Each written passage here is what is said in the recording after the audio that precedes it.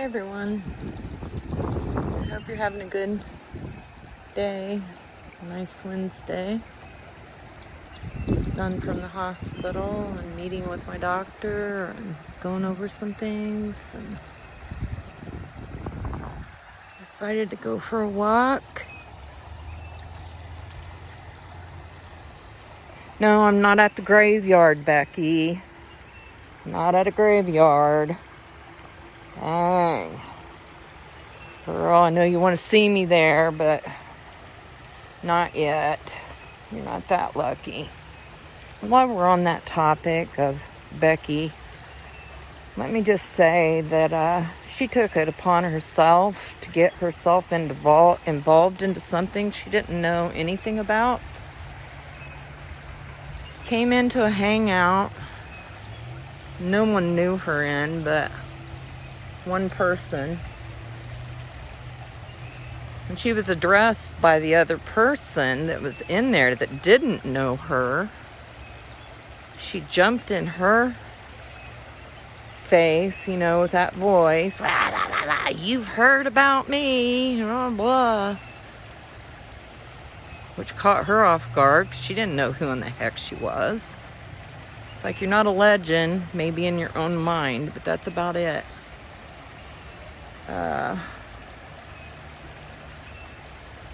And to make that short, the most she had to say was she didn't forgive me for saying that even a box of rocks would have gotten it, even though I apologized, not for what I said, just because I felt bad because it made her feel bad. And so I apologized. I'm sorry I made you feel bad, but hey, after so many hours, you're talking to people that are black.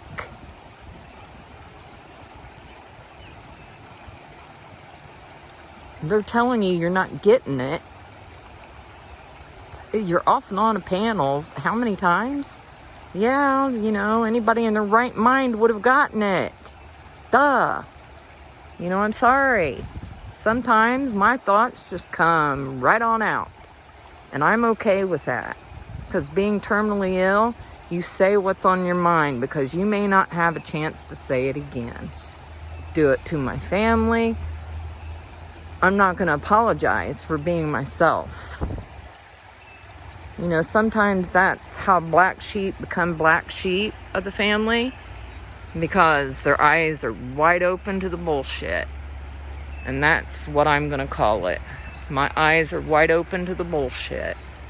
Witnessed it. Heard about it. Heard it talked about. When it comes to the other person and her, she was trying to white knight for the other person, thinking she's going to come in, because I was stating, this, like I said, this Jose didn't know anything about neither one of them. And they tried to make it about themselves. Yeah, and then I supposedly stabbed him in the back and, told Julius, hey, what they were up to. Which, like I said, friends don't ask friends to go attack someone else on their behalf. Or on someone else's behalf. It wasn't even on my behalf, because Aaron doesn't bother me. Never has. Hasn't bothered me. But I'm not gonna go to someone that that has issues with each other and say, hey, they're being mean to these two. Will you go attack him for being mean to him? I'm not gonna do it. Not gonna do it. If any of my 7 kids ever done any of that shit, gosh darn it, why can't you people just grow up? I think it boils down to I don't know that you've never been loved in the right way, or you don't know the true meaning of love, or I have no idea. I tried to be a true friend to the one. I honestly did. And I didn't do anything wrong to Becky other than make the stupid comment that even a box of rocks would have gotten it. She let me know in that hangout that she didn't accept my apology, screaming, mind you, as I'm muting to get my composure so I don't lower myself to her level. Let alone I do have some heart issues that both women were privy to some of the information and the testing that I was going through. So they knew that was going on. Done it anyway. You know, Becky, it'll always be Miss Bitch to you. I don't care what you call me, because I know who I am on the inside and on the out. Inside and on the out. And I do more than what you do in 1 hour for an entire year, would be my guess. Well, I might be exaggerating, but you get the drift.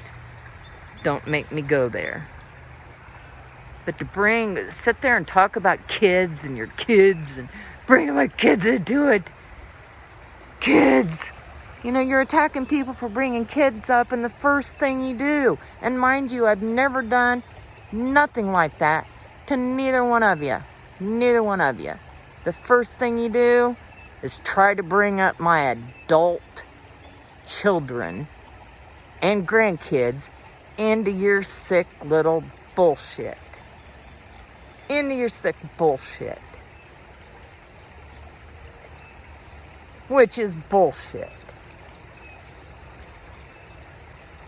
And then the Dilligaff hurt my feelings.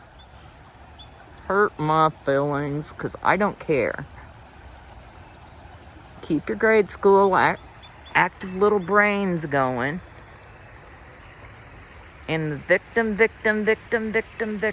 and you are never going to accomplish anything. You're going to be in that bed on... Never mind on that. In which that's another issue. I didn't tell any of your crap, T. Didn't say a word. Because you're irrelevant to me.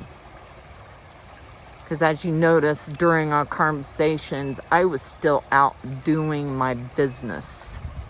Working all that I could possibly do. Tending to my grandkids. Virtual schooling. I didn't have time for the bullshit. So I guess I was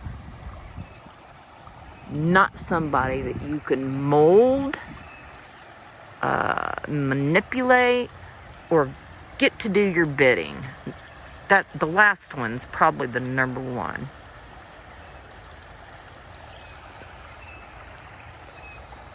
I don't know.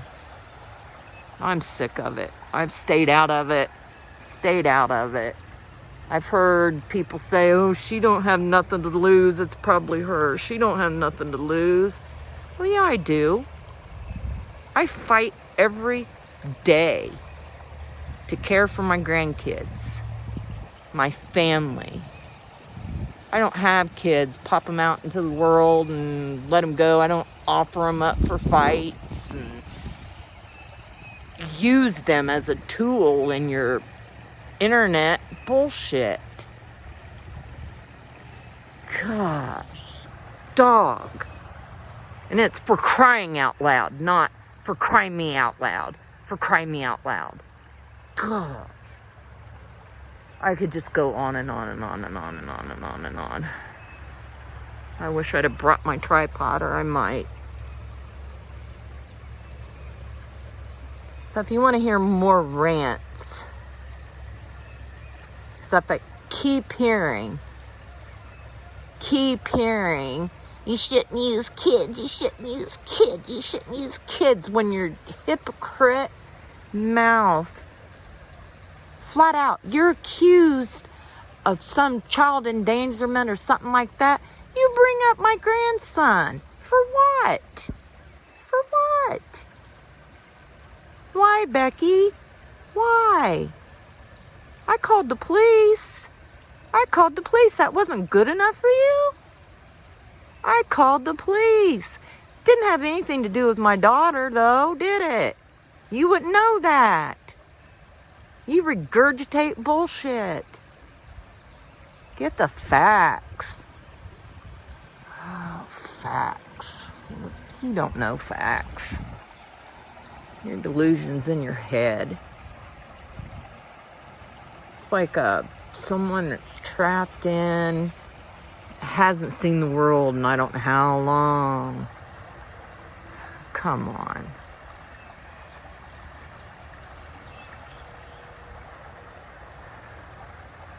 Come on.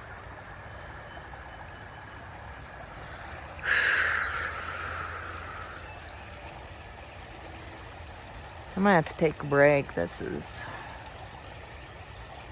too much.